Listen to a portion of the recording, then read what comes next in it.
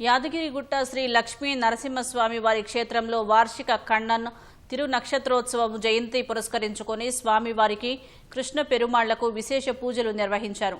తిరుమంజనం, నవకలశ స్నపనము, లక్ష్మీ నారసింహ, మహాలక్ష్మి, సుదర్శన, వాసుదేవ మూలమంత్ర హవన కార్యక్రమాలు, అద్దాల మండపం ముందు విశేష పూజలను నిర్వహించారు.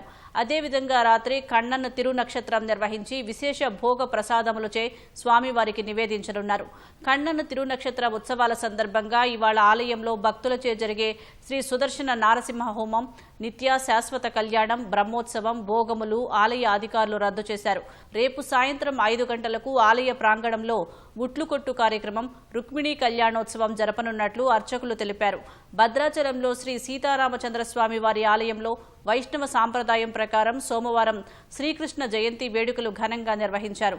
ముందుగా శ్రీకృష్ణ భగవానుణ్ణి మంగళ వాయిద్యాల నడుమ బేడా మండపం వద్దకు తీసుకువచ్చి విశేష పూజలు నిర్వహించారు. అనంతరం చిన్ని కృష్ణుడికి పంచామృతాలు, వివిధ నదీ జలాలు, పండ్ల రసాలతో విశేష అభిషేకం నిర్వహించారు. హరిదాసుల కీర్తనలు ఆలపిస్తూ ఉండగా వేద మంత్రాల నడుమ అర్చకులు పూజల నడుమ స్వామివారిని ఊయలలో ఊపుతూ వేడుకను ఘనంగా నిర్వహించారు.